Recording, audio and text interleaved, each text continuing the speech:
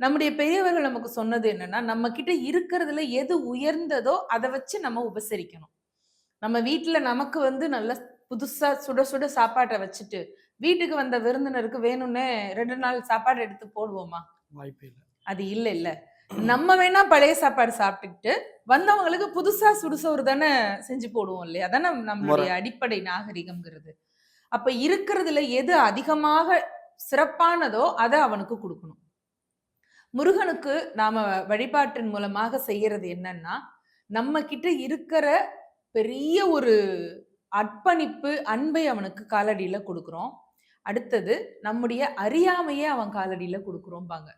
அருளாளர்கள் சொல்லக்கூடியது. இது என்னங்க வித்தியாசமா இருக்குன்னா, பழம், பூவு இதெல்லாம் சாமிக்கு வச்சு நம்ம அலங்காரம் பண்ணுவோம், படைப்போம். அது வேற.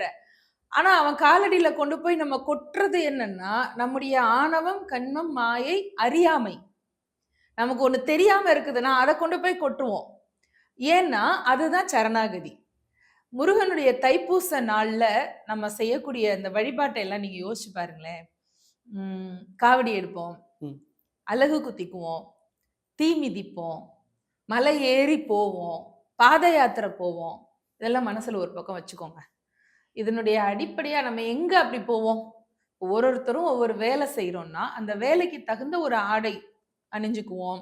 ஒரு இந்த மாரி ஒரு ஊடகத்துல இருக்கோம்னா, கொஞ்சம் ஒப்பனை பண்ணிக்கிறது. அதெல்லாம் தவறு இல்ல. அந்த வேலைக்கு தகுந்த ஒரு அவுட்லுக் அப்படிங்கிறது நமக்கு வேணும் இல்லையா?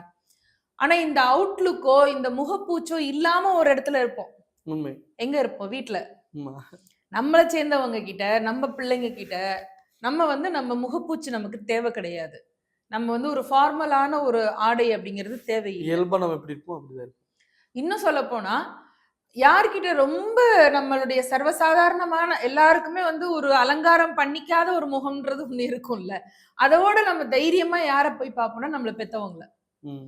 ஏன்னா, அவங்க நம்மள பொறந்ததுலேருந்து பார்த்துட்டு இருக்காங்க. நீ என்ன மேக்கப் பண்ணாலும் உன் உண்மை என்னன்றது முகத்தோடது தெரிஞ்சிரும். எது உண்மை, எது பொய்ன்னு அவங்களுக்கு தெரிஞ்சிரும். கரெக்ட்.